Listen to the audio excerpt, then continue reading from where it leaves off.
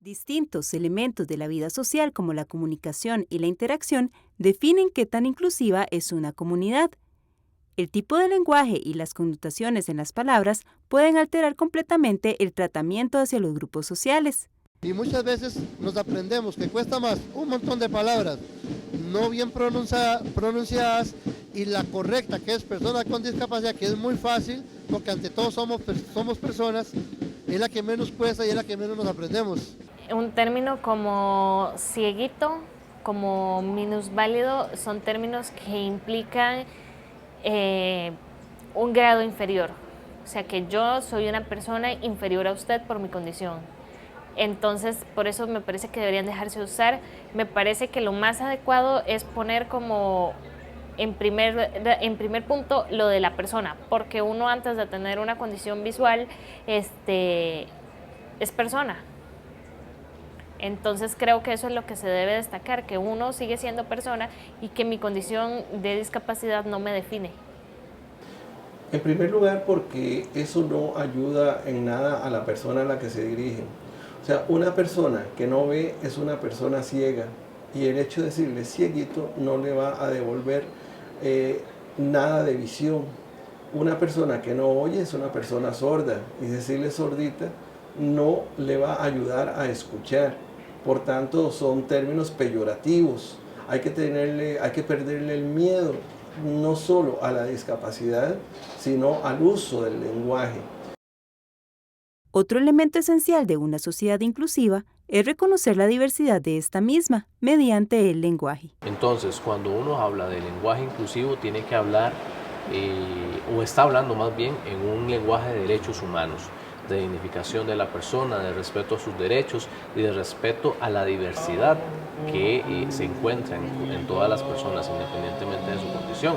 Bajo este pensamiento de diversidad, es necesario concebir a todos y todas como personas, con características propias y evitar etiquetarlas por su condición. Entonces, por ejemplo, ¿a quién se le dice en Costa Rica el hito? Normalmente, Anita, Miguelito, Mildrita, a los niños, ¿verdad? ¿Por qué a los niños?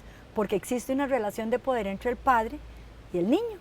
Entonces, el decirle hito, es decir, usted es chiquitito, usted todavía no sabe lo que tiene que hacer, yo mamá, o yo papá, o yo tío, o yo familia, grande, adulta, sí sabemos lo que es bueno para usted. Y eso ha sido algo que ha estado en el mundo de las personas con discapacidad durante muchísimos años y lamentablemente hoy sigue funcionando así.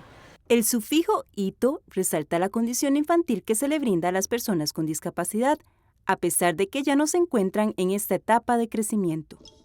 Otro mal uso del lenguaje se encuentra en la terminología utilizada para dirigirse a esta población.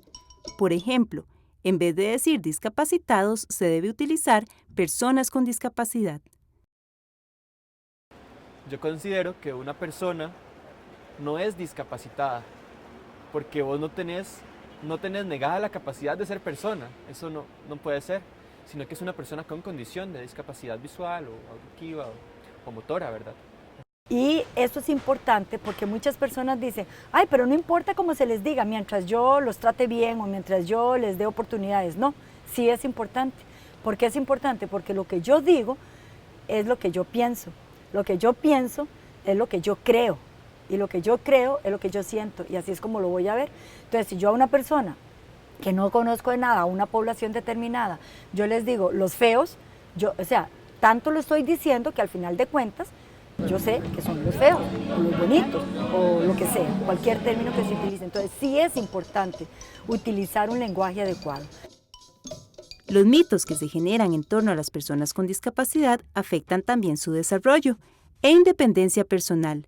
Creer que las personas con discapacidad no pueden o no saben tomar decisiones es uno de los más recurrentes. La gente tiene una receta para vos y es la que va a aplicar. Entonces es la receta que utiliza al apoyarte en ciertos aspectos, por ejemplo, no sé, buscar un establecimiento y preguntarte si, no sé, vos preguntas, por ejemplo, por el baño en un centro comercial y de repente un guarda te pregunta que si ocupas ayuda, que si vas solo, ese tipo de cosas, ¿verdad? Entonces, son situaciones en las que realmente no toman en cuenta tu situación personal o tus características personales, sino solamente la condición de discapacidad, que es lo que las personas ven. En el área laboral, los mitos no son una excepción. Estas percepciones afectan también el acceso al trabajo para las personas con discapacidad. Algunos empleadores consideran que el rendimiento de una persona con discapacidad va a ser menor que el resto de los empleados y empleadas. Se considera que se les está ayudando y por tanto en algunas ocasiones se les discrimina bajándoles el salario. Y por otra parte, se considera que en algunas áreas su capacidad en rendimiento puede ser superior por motivo de su propia discapacidad y no por su propia capacidad. Reconocer la realidad de las personas con discapacidad y emplear un lenguaje inclusivo son algunos de los primeros pasos para asegurar la inclusión de este colectivo en la sociedad. Pero lo más importante que usted puede hacer para aportar a este objetivo es acercarse a las personas con esta condición.